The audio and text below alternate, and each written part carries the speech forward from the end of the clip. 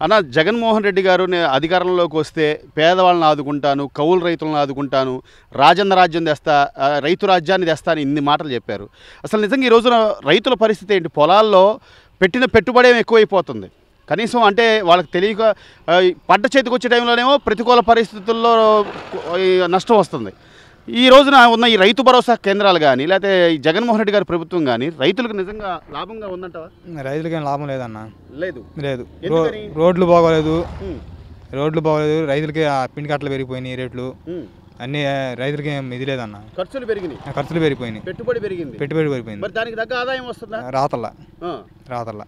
ఇప్పుడు గతంలో మొన్న వరి కోతకొచ్చే సమయంలో నీళ్లు సరిగ్గా అంతలేదు, మళ్ళీ టయానికి అంతలేదు, పెరిగిపోయినాయి, పురుగు మందు పెరిగిపోయినాయి, అన్ని పెరిగిపోయినాయి.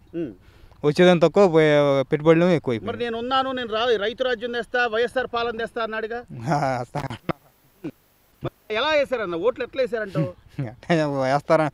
తెస్తాడని వేసారు. ఏదో నమ్మకంగా చెప్తున్నాడు కదా, చూద్దాం ఒకసారి. ఇప్పుడు ఇంకోసారి చూడండి నన్ను అంటున్నాడు. ఇంకోసారి వేస్తారా ఓట్లు? వేస్తారన్న ఇట్టుంటే. ఇప్పుడు పిల్లల చదువులు కానీ లేకపోతే ఖర్చులు కానీ ఇంట్లో కరెంటు బిల్లులు అని అన్ని పెరిగిపోయినాయి.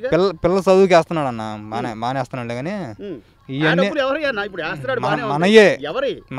మన డబ్బులు అంతేగా. ఈ రోజు లక్షల కోట్ల అప్పుల పాలైపోయారు, రాష్ట్రం అంతా అప్పుల పాలైపోయింది. ఈ అప్పులన్నీ ఎవరు కడతారు? మనమే కట్టాలి, మన మీద వస్తాయి. చెత్త పన్ను కట్టావు ఎప్పుడైనా ఇంతకు ముందు? కడుతున్నాం కన్నా. ఇప్పుడు కడుతున్నారు. అది వరకు లేదు. కరెంట్ బిల్లు ఇప్పుడు పెరిగిపోయినాయి, సగం పెరిగిపోయింది కరెంట్ బిల్లు.